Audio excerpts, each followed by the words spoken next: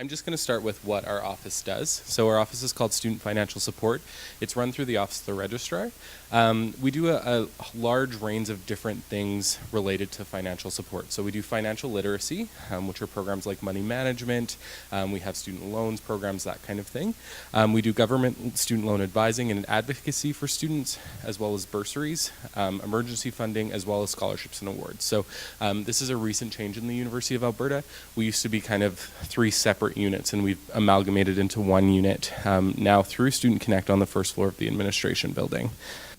So before I get started on the actual program itself, I just want to preface this with we aren't financial advisors. So the information that we're providing to you today is more just education about the potential for debt for students who are in the Faculty of Law.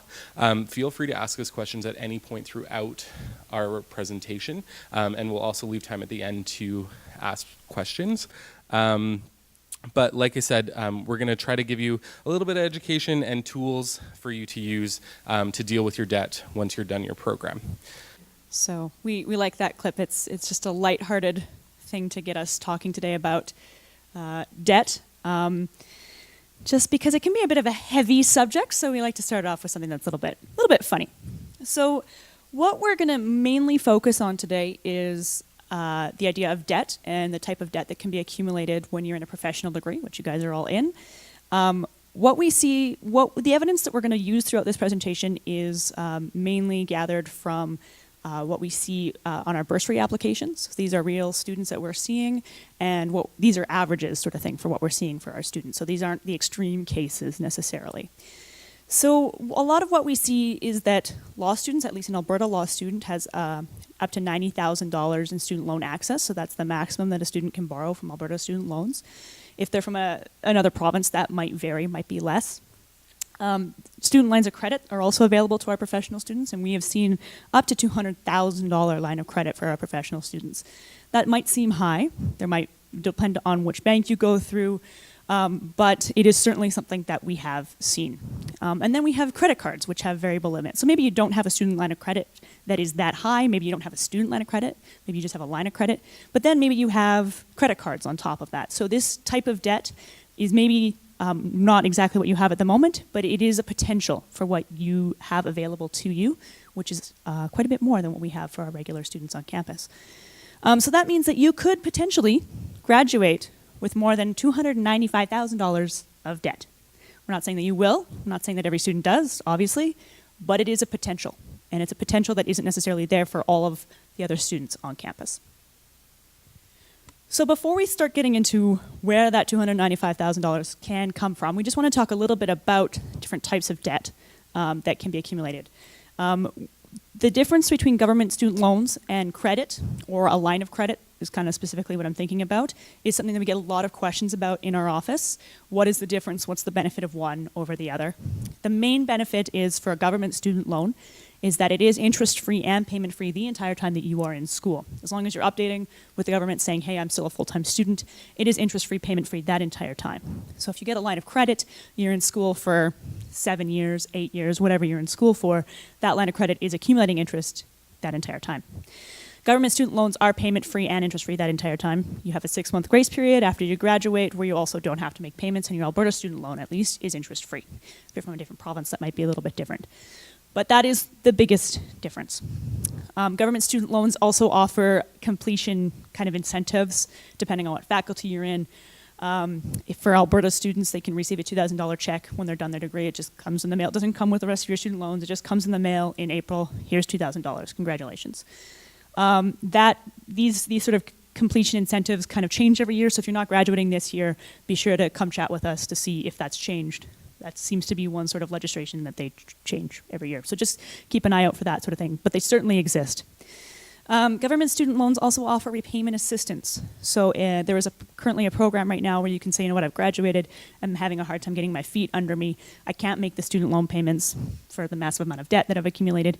And student loans has a repayment assistance program where if you're eligible, they'll either reduce the payment that you have to make, or say you don't have to make a payment and it's take care of your interest for about a year. So that is available, whereas line of credits don't have those options usually. I don't know if anybody in the room is a non-Albertan student, but I'm going to talk about it anyway, just because there might be non-Albertans out there.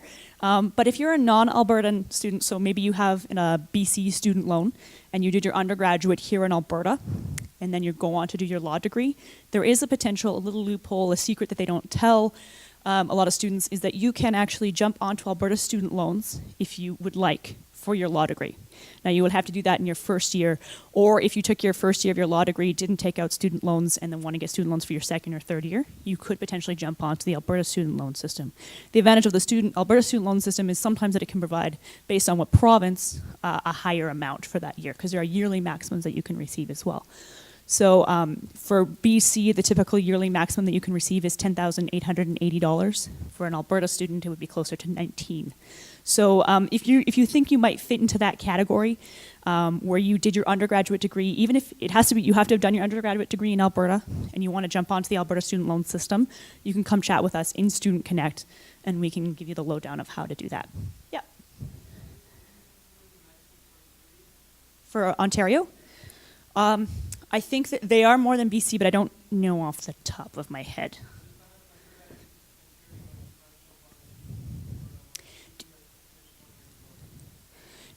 Did you do your undergraduate in Alberta or in Ontario? Did you have Ontario loan funding when you were there? Yes. So no, you'd have to be in Alberta doing your undergraduate degree. They're kind of saying, hey, you've been here for a little while. We can see that you're staying for a little while. We'll let you jump onto our loan system. So, Gloria, did you have something to add?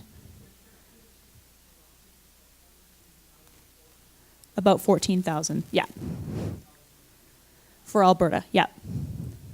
They give you a little bit more in Alberta. So if that at all kind of sparks something in your head, please come chat with us if you have any more questions about that. So for law, based on what we see this year, this does not include any increases that will likely be happening in the upcoming years, but your estimated academic costs for a 3-year program altogether would be about $40,000, right? So that includes tuition, fees, books, and supplies that have been provided by your faculty. Like I said, this number will be going up. This does not include living expenses. So remember that $290,000 that we said you have the potential, you have access to? $40,000 of that at least will be going just towards your educational cost. So where do we see that other $250,000 coming from? And like I said, it is definitely something we see. We see even if you accumulate $100,000, where's that coming from? So we kind of, going through all the students that we see in our office, we kind of looked at where are the main areas that this debt is coming from. And that's kind of what we wanted to chat with you guys about today. So maybe some of that extra $200,000 or whatever you've accumulated already comes from past debt. You were already a student. You already have a degree from wherever, but you were already a student. So maybe you have student loan debt from before. So $95,000 is the maximum for an Alberta resident, but maybe you have $60,000 from an undergraduate degree before that, right? And maybe you have other credit debt. Maybe you had a line of credit. Maybe if you're from BC or another province where you don't have that much yearly maximum, you have line of credit to help supplement that yearly maximum that you were allowed to have. So maybe you have a line of credit as well. Maybe you have credit cards to supplement. Maybe you are using various types of debt. So maybe that's one place where we see some of that debt coming from. The second main way that we see students accumulating a large amount of debt is with their living expenses. So one of the things we say to students is live like a student now so you don't have to later. So that's one of our main mottos. And then also, you're not a lawyer yet. So living with a roommate can cost you about $632 a month in rent. We got these numbers from CMHC, the published average rental rates. These numbers are in a lot of cases, if you're trying to live close to campus and that kind of thing, they're on the lower end of the spectrum. Living alone in a bachelor apartment may cost you about $897 in rent. Again, on the lower end of the spectrum. Yeah, that's pretty low, hey? $897 for rent for a bachelor. It's yeah. pretty low, but that's the published rates for the university area. Yeah. And so that's only $265 a month difference. So you can definitely make that work. Obviously, that's not very much. But unfortunately, when you calculate it and calculate over the 3 years, it's about $10,000 extra that you're spending over your 3 years in your law program. So it's definitely worth thinking about whether or not you should be living alone, or if you should consider living with a roommate, paying a little bit less in rent, so that you can kind of focus on bringing down that debt load. Again, we have seen on bursary applications students living in places that are extremely extravagant, so up to $4,000 a month in their rent. Hopefully you're not doing that, but if you are, stop. Unless you can afford it, obviously. But it is definitely not the best idea, just because you do have to consider what you're accumulating over that 3-year degree because of your rent. It's easy to break down that chunk, $200, and say that's not very much, but once you add it up, you really do see that it can add up, right? Like anything else. Another thing that we see quite a bit, and especially when I'm teaching or when we're doing financial literacy sessions, we constantly get this idea that eating out is the cheapest and fastest and best option possible. And it's certainly maybe something that you like to do. Everybody likes to go out with their friends, what have you. But when you're eating 3 meals a day out, that is a cost that accumulates. Even if you think to yourself, I'm only spending $5 at Subway, that is $5 that you weren't spending before necessarily. So we definitely get it. We were both students. Law school is very busy. We weren't law students, but we were both students. But law school is very busy, and taking that time to cook can be difficult if you think about it in that way, right? Like, I don't have time for this is a way of thinking about that. With the convenience of having so many things available to you on campus. So a single student can reasonably spend $250 to $300 per month on food. That's a very reasonable thing to be spending. If you're shopping at Superstore, you're being thoughtful. It can certainly happen within that range, and you can still go out every now and then. I don't know if anybody's doing that right now. I don't know if anybody actually knows what they spend per month on food. If you try to think about it, and we're talking about eating out, lunch, breakfast, coffee, food. If you try to think about actually what you're spending, it's a hard question to ask if you're not incredibly thoughtful about what you're spending. What we see in comparison is a single student who rarely cooks and frequently eats out can spend like $1,000 on food. And again, you might think, I only spend $300, I only spend $400, but are you adding up all those little things that you're eating out as well, or coffee, or what have you? Choosing to cook and avoiding that eating out regularly can really help you save a ton of money. $23,000 is what we calculated with that little calculation we did on the last page there. So that's money that you didn't have to spend, that you did spend, but just something to think about. And certainly one of the biggest things that we see in our financial literacy sessions and on our bursary applications is that spending on food, and then not even knowing the spending on food. So where do you even start for food? This is a really great website. I love this website. It's like my favorite website. It's called budgetbites.com, and it's a food blog essentially with recipes where it breaks down all the recipes into pictures. But the interesting thing she does is she lists the price of the recipe. So she says, to make this pot of chili, it cost me $8. Still on? Oh, okay, sorry, I don't know what wrong. It might cost me $8.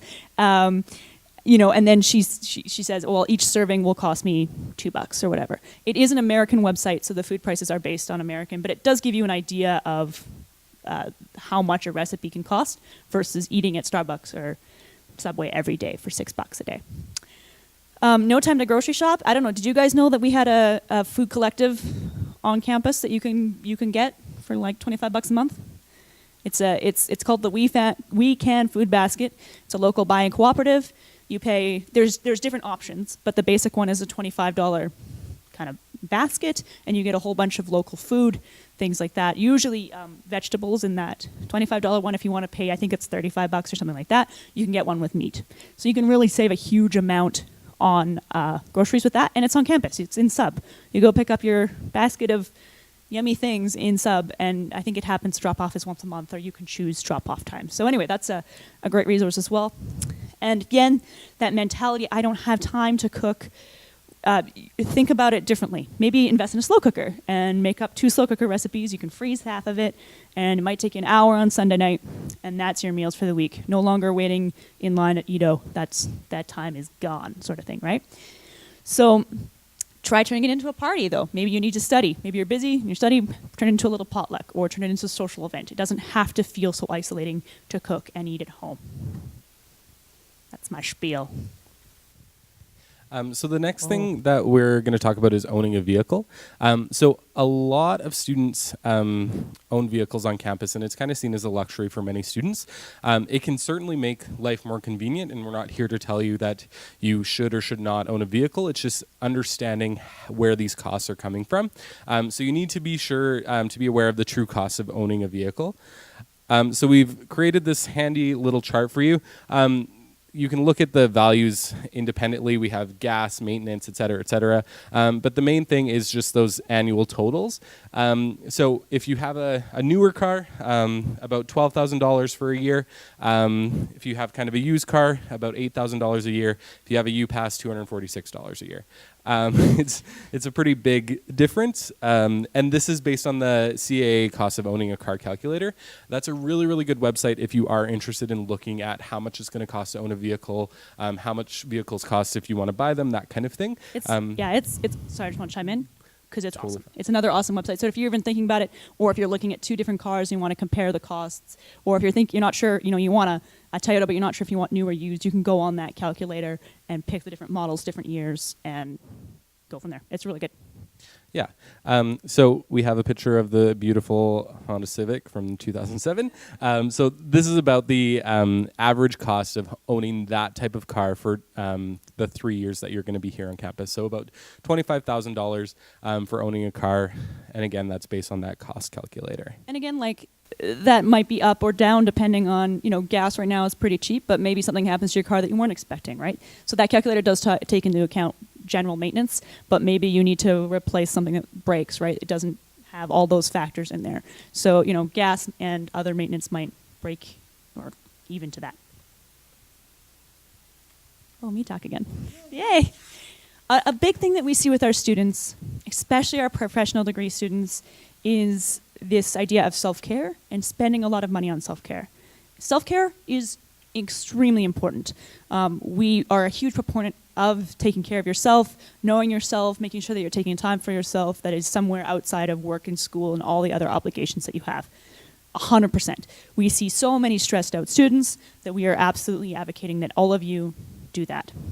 What we see, however, is that a lot of students, in place of taking care of themselves or doing activities that might be not so expensive, are doing things that are really expensive. So they're going, a lot of what we see are vacations. We see a lot of students going away for spring break or summer, and that's great. It's good if you can afford it, but the idea, have you thought of that as something that you can afford? Is that the best way to be taking care of yourself right now if it's putting you into a ton more debt? So what we've seen on bursary applications is over 3 years, $12,000 easily spent on self-care. And again, that seems like a high number, but I actually think that's lowballing it if you're going on a vacation every year, right? So what if about you going out on weekend trips, maybe you go skiing, what have you, maybe you're part of a hockey club, whatever. Those things are all considered self-care, and that's awesome, and you should do that and take care of yourself, but make sure that you can afford it and make sure that you're thinking about the true cost of what those things are over 3 years. It's me again. So, like I said in the beginning, we see that our professional degree students, law students, have a large potential for debt. They have a large amount of resources available to them. Where did all of that debt come from? And we went through all of our bursary applications. We went through all of our students to find out where that debt come from, and we kind of broke it down into these 4 categories. And these might seem exaggerated, $9,000 on rent, about $23,000 on food, $25,000 on vehicle, $12,000 on self-care. But that equals $70,000 over and above what you would have necessarily had to have spent if you had not spent those things. So, maybe you don't spend that much on self-care, but maybe you do spend that much on food. So just keeping in mind that these are areas that we definitely see our students falling into, and that's $70,000. That's a huge amount. Our office frequently sees, like Dustin says, students who accumulate massive amounts of debt loads, supporting luxurious standards of living, $4,000 a month for a single student, purchasing houses and cars and engagement rings and vacations and flights. recreational trips, all these sort of things. We see this all the time. This is average for our professional students on this campus, and it's certainly why we're doing these presentations, because it's concerning.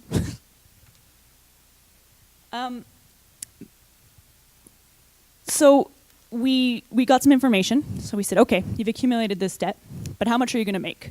So a lot of students have this mentality, especially in professional degrees. I have accumulated a lot of debt. Yes, I had a good time during school, or I took care of myself, whatever, or I had something come up that I wasn't expecting, but I'm going to make it back. I'm going to be making money back, right? Well, both for, unfortunately for you guys and for law students, or for medicine students, your initial salaries aren't those huge, giant amounts, like those dentistry students, let's say. Jokes from the crowd. So articling salaries that we got some numbers from Gloria to help us out. At a small firm, starting salary could be $40,000. At a larger firm, it could be $60,000, somewhere in that range. So we said, let's look at in that middle and say $50,000. Let's say you get a position somewhere around that $50,000 a year. We did a basic, very basic tax calculation. So we went on the CRA basic deduction calculator, which you can also figure out if you kind of want to see what that's going to look like for you. We just did very basic income tax, CPP, and EI. There might be a lot of other things that come off your paycheck when you get your paycheck, union dues, RSP contributions, whatever. But these are just basic, three very basic things.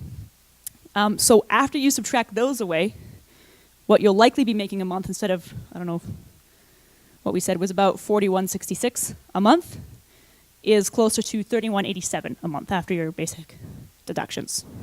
Make sense? Okay. Now let's say you took out your full maximum that you are available to you from your student loans. Your minimum payment for a 12-year period, payback period, is about $1,000, $1,031. Let's say you have a line of credit from your school, from your time during school, or maybe your spouse has a line of credit that you're also paying off, something like that. Maybe you have credit cards that you're paying off. We just took a line of credit payment and said that that would be an average of about $1,033. So what does that leave you with after those two big payments? Never mind other payments. Maybe you have other payments, a car loan, whatever.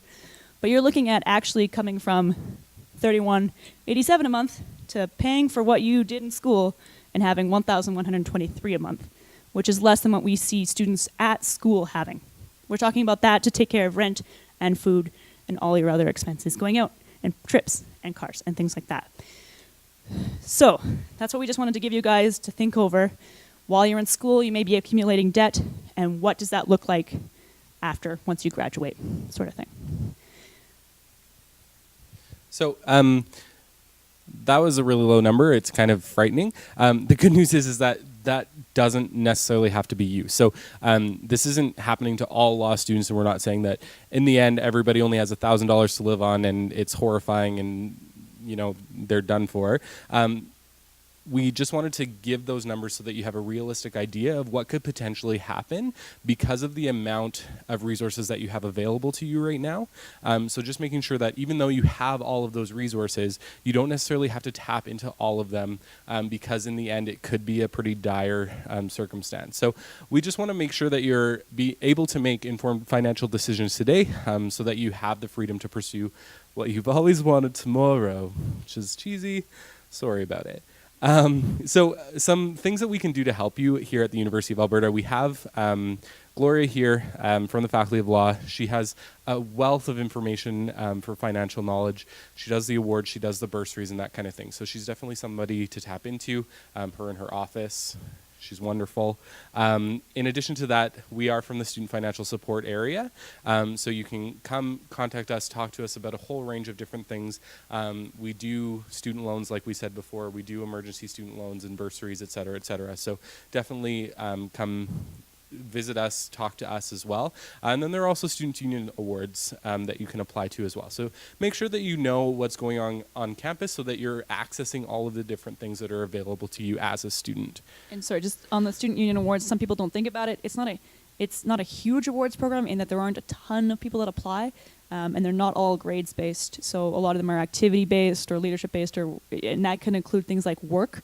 So it's an interesting one that there aren't a ton of applicants to every year. It's an interesting one to keep an eye on. You guys are definitely eligible for them. That's my spiel. And then also through our office, we also have awards programs. We don't see a ton of law students applying to our central awards. So we have undergraduate academic, undergraduate leadership. Even though you're in a professional program, you still are eligible for our undergraduate awards. So definitely apply for them because there are awards available to law students within that. So some final tips from us. These are just some basic websites for you to look into. So the Financial Consumer Agency of Canada has great information and tools, including a credit card selector and repayment tools. So that's definitely something to look into. Just if you have an idea of your debt right now and you want to kind of see where you would be at for repayment, that's a really great option for you to go and look at where you're at right now. And just, sorry to interrupt, for all the people that are here today, we have something kind of similar, a little credit card slider. You can take a look. It's just for credit cards, doesn't go into a bunch of other debt like the FCAC does, but you can come take one if you want. And the FCAC is great. Another one of my favorite websites. Also, if you need a line of credit, shop around. So don't just go with your banking institution because you've been there for a while. Make sure that you're looking into a whole range of different things. So there's a lot of questions to ask.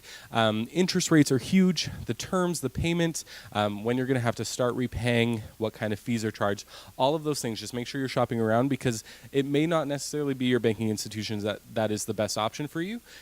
It could be 100%, but just make sure you're looking around and giving yourself the best option available. If you want to buy a car, look at that CAA website. It's actually kind of fun to go through it. So definitely go pop in some numbers and see what kind of car would be within your budget range. And then also, we mentioned briefly the repayment assistance plan earlier. So if you're having troubles once you're done making your student loan payments, make sure you check out that plan. A lot of students don't really know that that's an option for them and don't access it. It's actually a really great program. They can pay off your interest while you're in that program so that you can get on your feet. So definitely look into it. And there's information on canlearn.ca. It's really easy to apply for. You can apply online. So even if you're not sure if you're eligible, you can just go online, apply for it, and that's for all provinces. That's not Alberta specific, that repayment assistance plan. So just go online. You can apply for it. If you're eligible, that's great. If not, it's not like you had to go through mountains of paperwork or anything like that. Awesome. So that's about all we have for you today. Our contact information is on there. So we are mainly accessed through Student Connect. The phone number is 780-492-3221. And then our website has a horrible URL because we don't have a short URL yet. So that's not going to help you. You can find us by just searching us on the U Alberta website. Just search Student Financial Support. We're more than happy to answer questions. We do have some resources as well down here, so you can come check it out. But thank you for coming. Yeah, and just to wrap up, I know Gloria sees a lot of students, and if anything comes up when she sees students about student loans or anything, she can also contact us that way. So if you feel more comfortable talking to somebody that's familiar, you can always chat with Gloria as well, I think. Is that allowed, Gloria? She says yes. Okay, great. Thank you.